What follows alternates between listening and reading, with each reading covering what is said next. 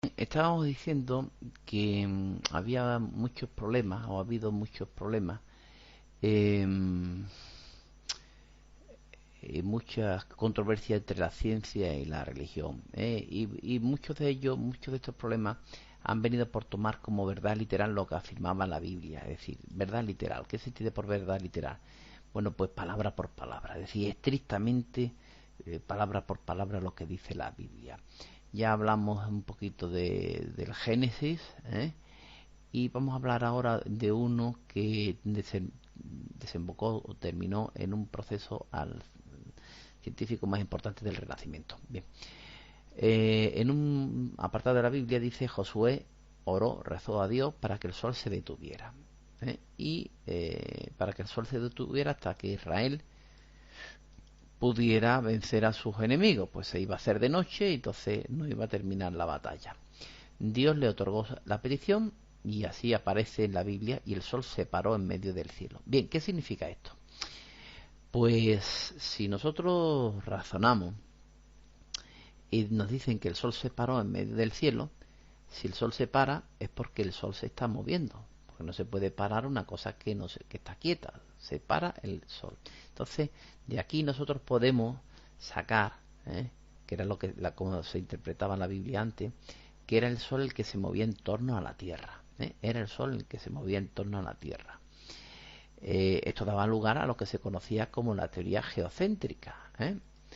La teoría geocéntrica la tenemos aquí, ¿eh? En la Wikipedia lo vemos. Teoría geocéntrica es una antigua teoría donde se aplicaba, donde se decía que la Tierra estaba en donde, en el centro del universo, ¿eh? La Tierra estaba en el centro y todo lo demás, el Sol, la Luna y todo lo demás, giraba, en torno a la Tierra, todo, incluido el Sol, ¿vale?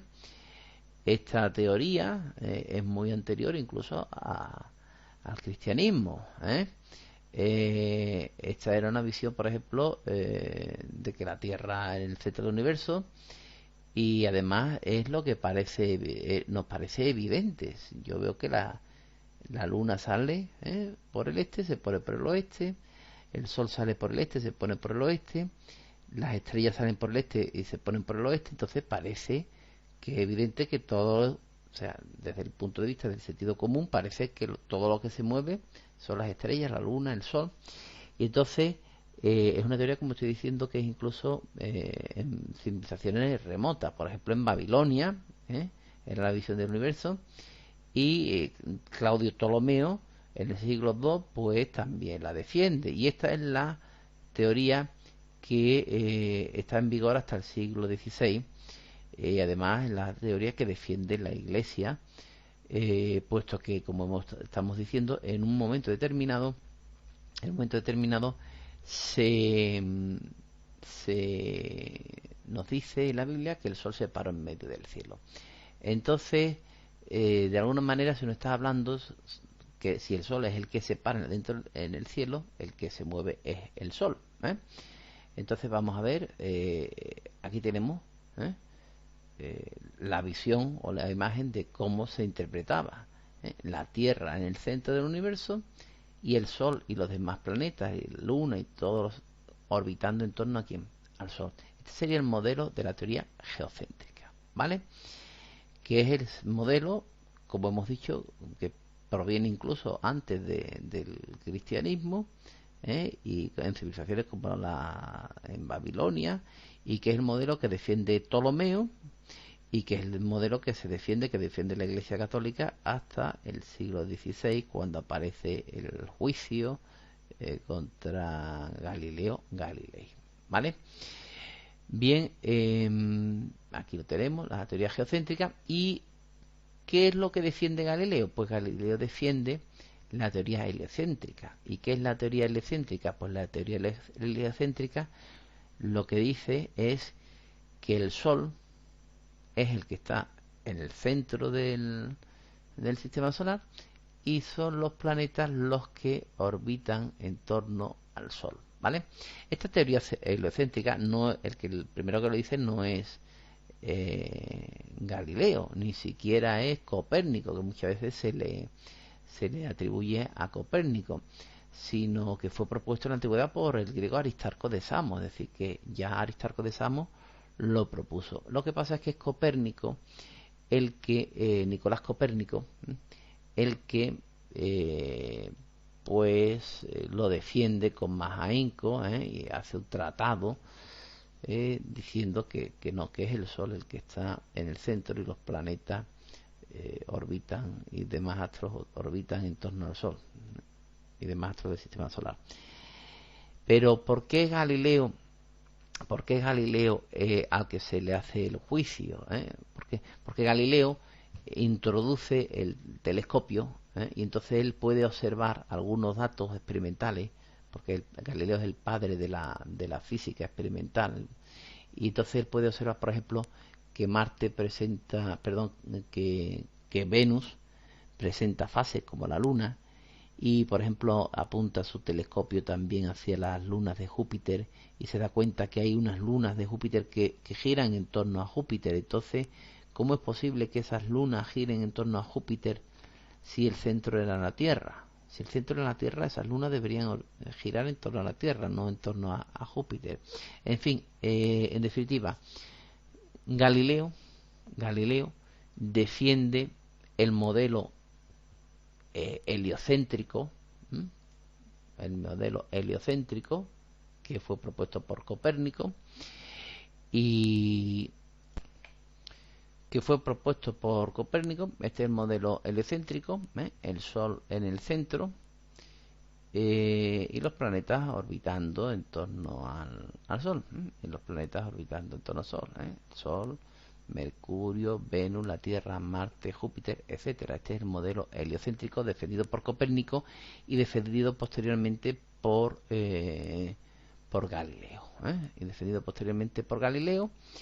Y entonces lo que pasa es que Galileo aporta como novedad el empleo del telescopio, ¿no? Y aporta pruebas experimentales. Entonces, la Iglesia, vamos a hacer ya un poquito de historia, la Iglesia Católica, el Concilio Vaticano II deploró expresamente el proceso a Galileo. De la misma manera, el Papa Juan Pablo II, haciendo ver los equívocos de aquel proceso, afirma que las enseñanzas de Galileo muestran una notable armonía entre la ciencia y la fe. ¿Cuál fue el proceso que se siguió contra Galileo? Pues lo vamos a resumir aquí rápidamente. Hacia 1610, Galileo creía que el sistema heliocéntrico propuesto por Copérnico, como ya hemos dicho, el heliocéntrico, el Sol, Helio, es el Sol heliocéntrico propuesto por Copérnico, según el cual, contra la opinión entonces vigente, estaba en el centro. El Sol estaba en el centro. Y algunos veían incompatible esa teoría con los pasajes de la Biblia, donde se hablaba de la quietud de la Tierra y el movimiento del Sol, como hemos visto, ¿no? Josué pidió que el Sol se detuviera y el Sol se detuvo. Entonces, en 1616, el Santo Oficio de Roma pidió un dictamen a 11 teólogos. Teo significa Dios, y luego el estudio de Dios. Teólogos son los que estudian, son religiosos, que estudian la esencia de Dios.